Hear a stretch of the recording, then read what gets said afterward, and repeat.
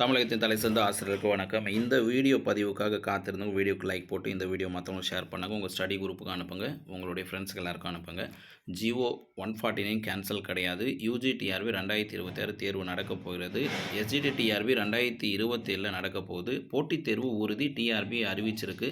TRP நேரடியாக அறிவிக்கலைனாலும் TRP வெப்சைட்டில் வந்திருக்கிற நியூ அப்டேட் இதை தான் வலியுறுத்துது. இதுதான் ஆரம்ப புள்ளி. அடுத்த தேர்வுகள் வருவதற்கு தயாராகிட்டு இருக்காங்கன்றது ஆரம்ப புள்ளி. டிஆர்பியுடைய நேற்றைய அந்த அப்டேட் தான். இந்த ஜிஓ 149 பொறுத்த வரைக்கும் கேன்சல் கிடையாது. இன்னைய நாள் வரைக்கும் இந்த வீடியோ பதிவு பண்ணுற ஜூன் 23, 2026 வரைக்கும் 149 கேன்சல்ன்ற அறிவிப்பு எங்கேயுமே இல்லை. அறிவிப்பும் வரலை. போட்டித் தேர்வுக்கு தான் தயாராக சொல்லியிருக்காங்க. போட்டித் தேர்வு தான் வரப்போகுது. அதனால் நியமன தேர்வு உறுதி என்றது டிஆர்பி வழியாக அறிவிப்பு நாம் புரிஞ்சுக்கலாம். அப்போது எப்படி சார் புரிஞ்சுக்கிறது? நேரடியாக தெரிவிக்கலை அப்படின்னா இது நாள் வரையும் டிஆர்பி வெப்சைட்டில் இருந்த தகவல்லாம் ஒரு கால வரிசையில் அப்டேட் பண்ணியிருக்காங்க. டிஆர்பி ஆசிரியர் தேர்வு வாரியம் என்ன விதமான நியமன முறைகளை மேற்கொள்ளுதுன்னு கால வரிசையில் அப்டேட் பண்ணியிருக்காங்க. இது ஒரு வரலாறு. தமிழ்நாடு ஆசிரியர் தகுதி தேர்வு அந்த வரலாறு அங்கேருந்து என்னை வரையும் அப்டேட் பண்ணியிருக்காங்கன்னா 25/2/2026 வரையும் அப்டேட் பண்ணியிருக்காங்க. பாருங்கள், 25/2/2026. அதாவது நம்மளுடைய மாற்றுத்திறனாளிகள் ஆசிரியர்களுக்கு தேர்ச்சி மதிப்பெண் 60 மதிப்பெண்ணாக மாற்றினாங்க இல்லையா, அன்னைய டேட் வரைக்கும் ஒரு அப்டேட் கொடுத்துருக்காங்க. இந்த அப்டேட்கானது பார்த்தீங்கன்னா தமிழ்நாடு ஆசிரியர் தகுதி தேர்வு ஆரம்பத்தில் என்ன பண்ணியிருக்காங்க, 181 ஜிஓ 181 ஜிஓவில் இடைநிலை மற்றும் பிடி ஆசிரியர்கள் ஆட்சேர்ப்பிற்கு கொள்கை மாற்றங்கள் தொடர்பாக அரசாங்கம் பின்வரும் உத்தரவுகளை பிறப்பித்துள்ளது. நல்லா கிளியராக புரிஞ்சுக்கணும். 15/11/2011 தேதியிட்ட பள்ளிக்கல்வித்துறை அரசாணையின் 181 பொறுத்தவரையும் எஸ்ஜிடி மற்றும் பிடி ஆசிரியர்களை ஆட்சேர்ப்பு அரசு பள்ளிகளில் பணி செய்வதற்கு ஆள் சேர்க்கும் பொழுது கொள்கை மாற்றங்கள் என்னெல்லாம் பண்ணியிருக்கோம் அப்படின்ற உத்தரவுகளை ஆர்டராக சொல்கிறாங்க. ஆரம்பத்தில் பாயிண்ட் நம்பர் 1, இடைநிலை ஆசிரியர்களை பொறுத்த வரையும் இந்திய உச்சநீதிமன்றத்தில் தாக்கல் செய்யப்பட்ட சிறப்பு விடுப்பு மனு எஸ்எல்பி முடிவுக்கு வரும் வரை சுப்ரீம் கோர்ட்டில் எஸ்எல்பி ஒன்று இருக்குது.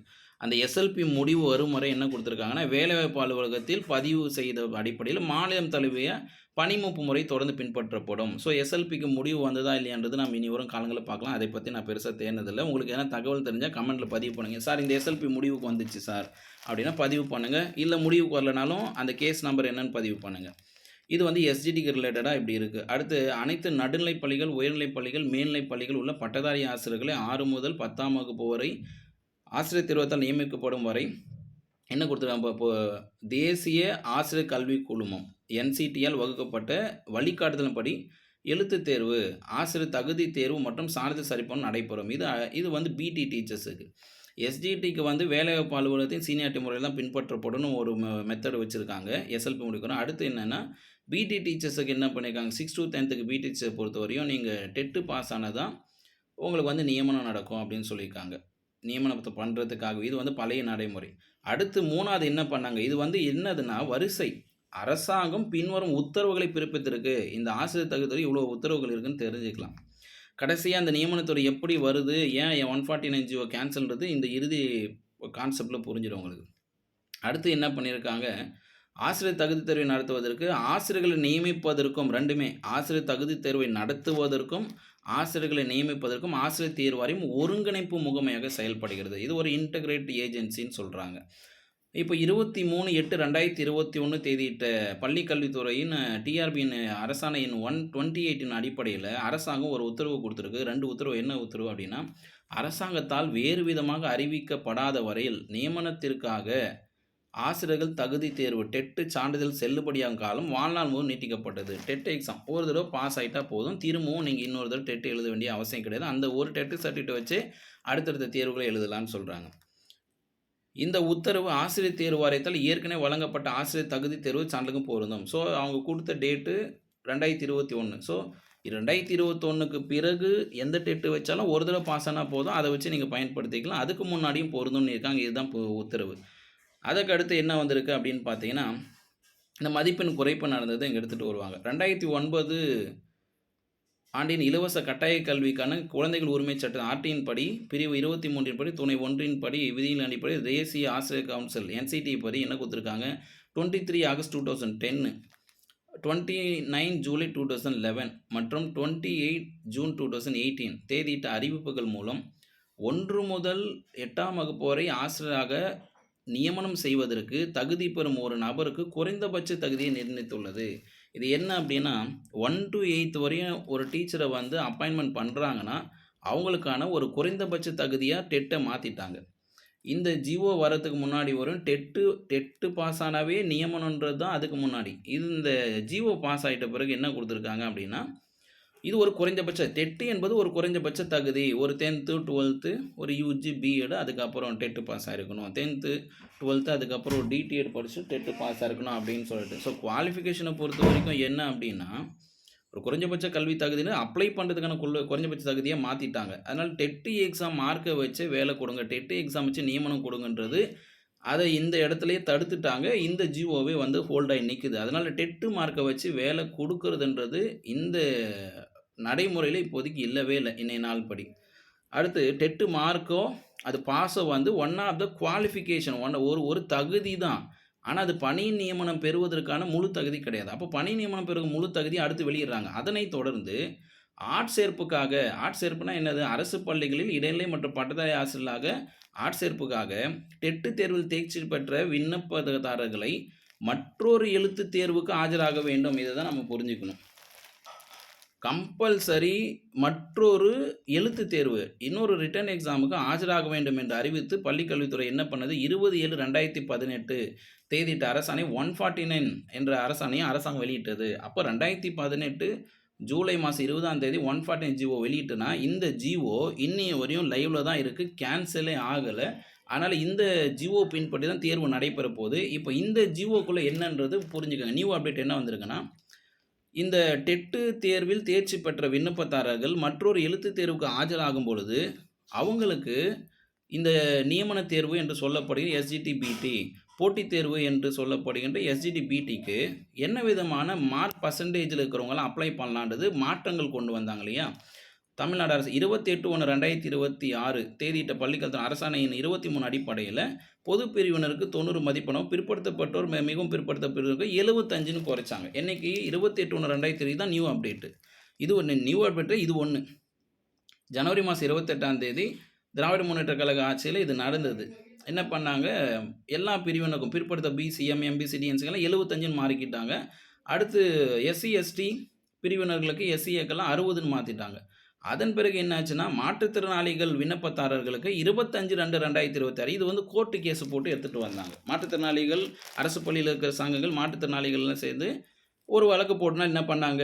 25/2/2026 அன்னைக்கு பள்ளிக்கல்வித்துறையில் 46 அரசாணை 46 படி 60 மதிப்பெண்ணாக மாற்றிட்டாங்க. ஸோ ஆசிரியர் தேர்வார் வெப்சைட்டில் என்ன வந்திருக்குன்னா இந்த மதிப்பெண் குறைப்பை அப்டேட் பண்ணியிருக்காங்க. இது முக்கியமான அப்டேட். அப்போ இந்த மதிப்பெண் குறைப்பு எதை தொடர்ந்து வந்திருக்குன்னா ஒரு எழுத்து தேர்வு வைப்போம், அந்த எழுத்து தேர்வுக்கு இவங்கெல்லாம் வந்து அப்ளை பண்ணலான்னு சொல்லியிருக்காங்க. அப்போது இதுலேருந்து உங்களுக்கு புரிஞ்சிருக்கும் கம்பல்சரி 149 ஜிஓ கேன்சல் கிடையாது, இன்றைய நாள் வரையும் வரதான் போகுது. சரி, இந்த எழுத்து தேர்வு அடிப்படையில் என்ன கொடுத்துருக்காங்க? நியூ அப்டேட் இதுதான். ஸோ இந்த மதிப்பெண் குறைப்பு என்பது பின்னோக்கி போகிறது.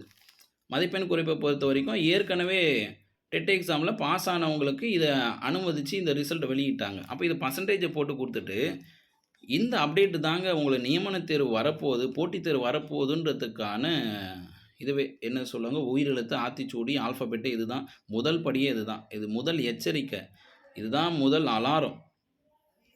15/4/2026 நிலவரப்படி டெட்டு 1 தேர்வில் பாஸ் ஆகிட்டாங்க. ஆனால் இது வரைக்கும் ஆட்சேர்ப்பில் தேர்ந்தெடுக்கப்படாத நபர்கள், இது கால்குலேஷன் தப்பாக கூட இருக்கலாம், தகவலை புரிஞ்சுக்குங்க. 1,12,188 பேர் அவங்கக்கிட்ட இருக்கிற டேட்டா. இது வரையும் ஆசிரியர் தேர்வு நடத்தின தேர்வில் 1,12,188 பேர் வந்து பாஸ் ஆகிட்டாங்க. ஆனால் இவங்கள நாங்கள் தேர்ந்தெடுக்கலை. எதுக்கு தேர்ந்தெடுக்கலை? ஆட்சேர்ப்பு தேர்ந்தெடுக்கலை அப்படின்னு சொல்கிறாங்க. அப்போது ஆட்சேர்ப்பு தேர்ந்தெடுக்கிறதுக்கு நாங்கள் தயாராக இருக்கிறோம். இந்த 1,12,188 பேருக்கு ஓஎம்ஆர் ஷீட் டைப் படிக்க போகிறாங்க, கொஷின் பேப்பர் பிரிண்ட் போட போகிறாங்க. புரிஞ்சுக்குங்க, நியமன தேர்வுக்கு தயாராகுங்க. அடுத்து 15/4/2026 நிலவரப்படி டிஎன் டெட்டு 2 தகுதி தேர்வு பொறுத்த வரைக்கும் தேர்ந்தெடுக்கப்படாத மொத்த விண்ணப்பம் 1,69,796. அப்போ இதுலேருந்து என்ன புரியுது? இந்த 1,69,796 பேருக்குமே ஓஎம்ஆர் ஷீட்டு பிரிண்ட் போட போகிறாங்க, இவங்களுக்கு கொஷின் பேப்பர் தயாரிக்க போகிறாங்க. இந்த தேர்ந்தெடுக்கப்படாத மொத்த விண்ணப்பதாரர்கள் எண்ணிக்கையை ஏன் அப்டேட் பண்ணியிருக்காங்கன்னா இந்த மாதிரி மதிப்பெண் குறைச்சிருக்கிறோம், இந்த வரலாற்றின் அடிப்படையில மதிப்பெண் குறைச்சதுனால இவ்வளோ பேர் வேலைவாய்ப்பு இல்லாம இருக்காங்க, தேர்ந்தெடுக்கப்படாம இருக்காங்க. அப்ப அடுத்து வந்து என்ன ஆகப்போது? இந்த போட்டித் தேர்வுக்கான குவாலிஃபிகேஷன் வரையறுத்துருக்காங்க இல்லையா? அப்போ இவங்கலாம் எக்ஸாம் அப்ளை பண்ணலான்றத அறிவுறுத்துறாங்க. 149 ஜிஓ லைவ்ல தான் இருக்கு. கேன்சல் ஆகல. இதுதான் வந்து இதனுடைய மறைபொருள். இது இது ஒளிஞ்சிருக்கிற மீனிங்கே. நீங்க போய் இத இங்கிலீஷ்லயும் படிங்க. இதே தான் குடுத்துருப்பாங்க. எஸ்எல்பி இருந்திருக்கும். அப்புறம் வந்து டைரக்ட் ரெக்ரூட்மென்ட் போட்டிருப்பாங்க. இந்த டைரக்ட் ரெக்ரூட்மென்ட் வந்து டெட் வாழ்நாள் கால சான்றிதழ் குடுத்து வச்சிருப்பாங்க. அடுத்து 149 ஜிஓ பத்தி சொல்லியிருக்காங்க. ஜிஓ சொல்லிட்ட அப்புறம் இங்க இங்கிலீஷ்ல கிளியரா வருது பாருங்க. தமிழ், இங்கிலீஷும் கிளியரா இருக்கு. 27/2018 notify that TET qualified candidate have to appear another written examination for the recruitment. திருப்பி திருப்பி படிங்க. தமிழ்லயும் படி, இங்கிலீஷ்லயும் படி. மீனிங் புரிஞ்சிடும். இந்த ஆசிரியர் பணி நியமனம், 149 ஜிஓ கேன்சல், டெட் ஆசிரியர் நியமனம், இந்த மாதிரி எல்லாம் வீடியோ பார்த்துக்கின்னு உங்க வாழ்க்கையை தொலைச்சிடாதீங்க. நிறைய வீடியோ வரும். டெட் ஆசிரியர் நியமனம் 149 ஜிஓ கேன்சல், டெட் ஆசிரியர் நியமனம், உடனடி அறிவிப்பு, இன்றைய அறிவிப்பு, முக்கிய செய்தி, இப்படி எல்லாம் வந்துனே இருக்கும். தயவு செய்து அந்த மாதிரி வீடியோலாம் பார்த்து உங்கள் வாழ்க்கையை வந்து வீணாக்கிடாதீங்க. இப்போ வரப்போகிற போட்டியில் வெல்வதற்கு தயாராக இருங்க.